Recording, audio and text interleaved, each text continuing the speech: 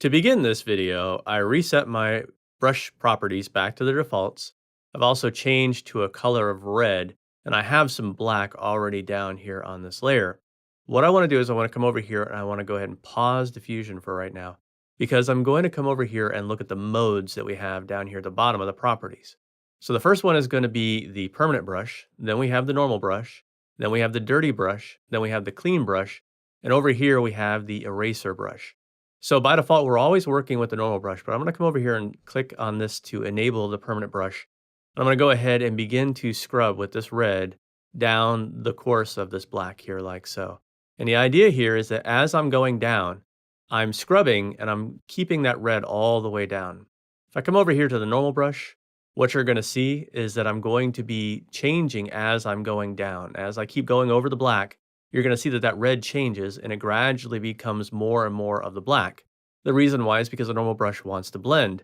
However, if I immediately start another stroke, you'll see I start right back at that red again. The dirty brush is going to be different in the sense that what we get is that we're going to go ahead and do the same thing as the blending, but you're going to see that each stroke remembers where I let off. So here, I'm going to be getting a fairly dark red. If I come back over here and I begin the stroke again, you'll see I start where I left off and I'm progressively getting darker and darker. You can see I'm even to the black there. So that's the idea of these three modes. The final mode is going to be the clean brush. The idea of the clean brush is that we have nothing but water on this brush to begin with. You can see I'm not painting down anything. However, if I come over here and I view wet, you can see I am in fact painting the water component of what's on this brush. However, as soon as I hit any area that already has paint, I'm immediately going to be painting with that color. And you can see that I can blend between existing colors very nicely using this brush. So that's one of the primary components of using this clean brush.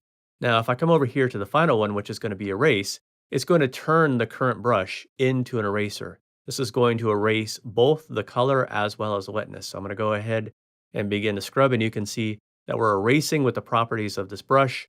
And if I come over here and I view wet, you can see I erased not just the color, but also the water from that area. So those are going to be the properties of these. Let's go ahead and talk a little bit, and I'm just going to go ahead and clear this off, about some ways that you might use this. So first of all, I'm going to go ahead and turn off the erase. And what I want to do is I want to start here with the clean brush, because the clean brush is basically going to operate in a couple of different ways.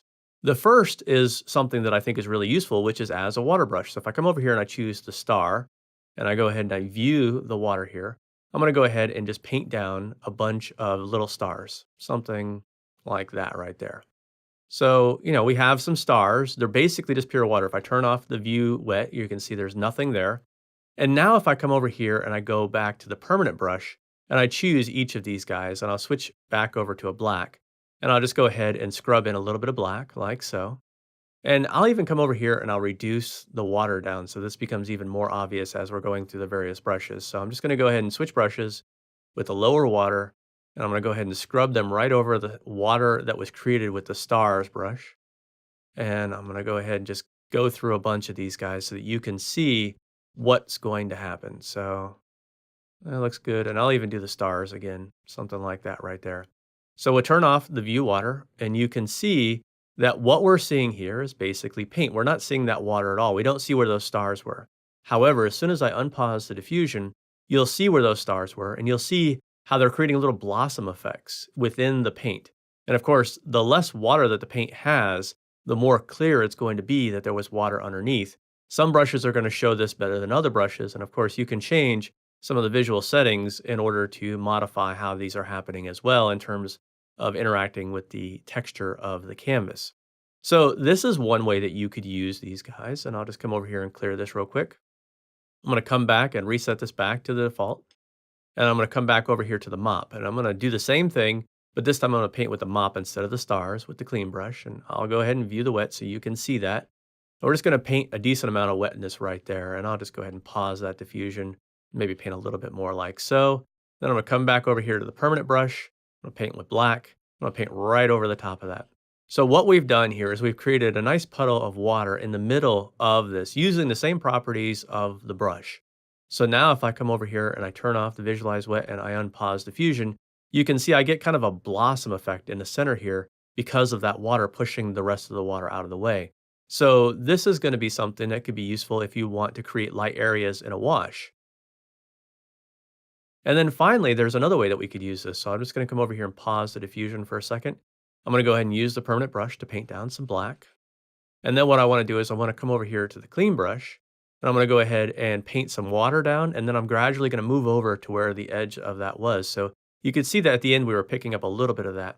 But if I unpause the diffusion, what you're going to see is that in areas where I didn't use the clean brush, we're going to get that hard edge that's created by the surface tension. However, where I used the clean brush, I'm getting a soft edge. And the reason why is because this is blending into the water that I painted down in that area. So you can see how using the clean brush mode could be something that could be useful in a variety of different ways in terms of blending, but also in terms of using it as a water brush. Instead of having the same brush exist in the water category, you could simply quickly change it to a water brush by using the clean brush and painting down the water before you begin to paint any paint.